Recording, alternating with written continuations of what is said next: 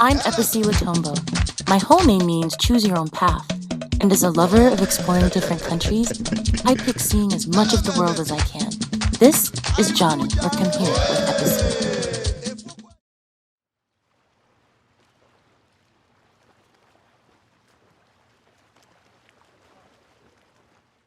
Imagine a place that is part Middle Eastern magic, part North African Berber tradition, and part European flair.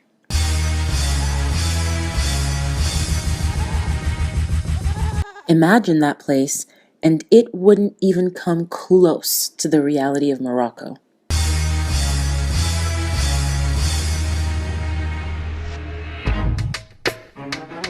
Welcome to Northwest Africa. Newtown Marrakesh in Morocco has all the offerings of modern pursuits: shopping malls, conference centers, hotels, restaurants, and clubs. Going into Old City Marrakesh, however, it almost seems like you step back in time. Even shopping at the bazaar feels like an event. As tradition here goes, strangers and friends alike are served a glass of Moroccan mint tea as soon as they walk in the door. Staying in a riad is definitely the way to go. A riad, as I found out, is a traditional Moroccan house or palace with an interior garden or courtyard. The sheer beauty and luxurious feel of these simple pleasures leads you to forget how relatively affordable the prices are to stay in them. Several other Moroccan cities are accessible from Marrakesh: Casablanca, Agadir, and Fez, just to name a few.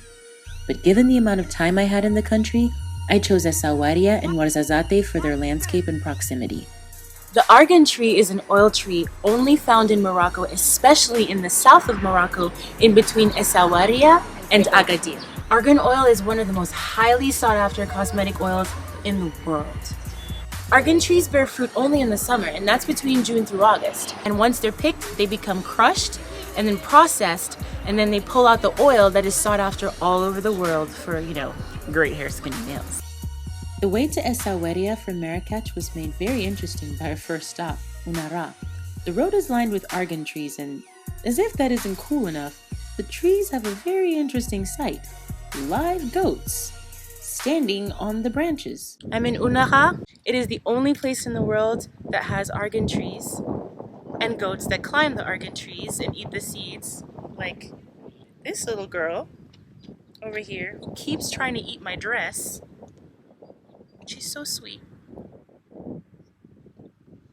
and so small and so cute.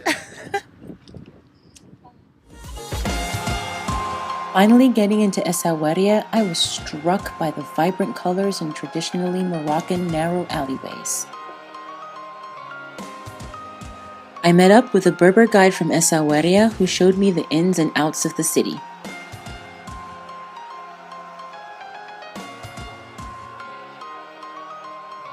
It felt like I had jumped into a storybook a la Arabian Nights. Charmed by the beauty, I wanted to go a little deeper, so my guide hooked me up with a school of Berber history to get a little bit more information about Essaouira. He showed me the Berber alphabet, which had the Berber sign for freedom, which apparently represents their entire ideology. This is the Berber alphabet. And the most important letter here is Z.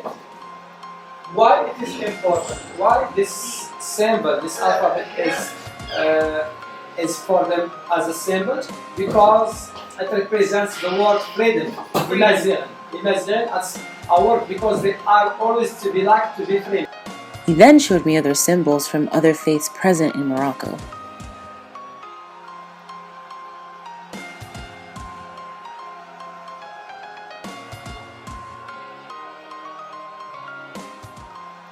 As I reflected on everything I'd seen and learned so far, I realized I wanted to learn more about these North African Berbers I had never heard about before. I now felt sure of where I was going to go next. Of course, I'd only hint at it to my protective family who were checking in on me every so often, but I had decided that Morocco had me hook, line, and sinker.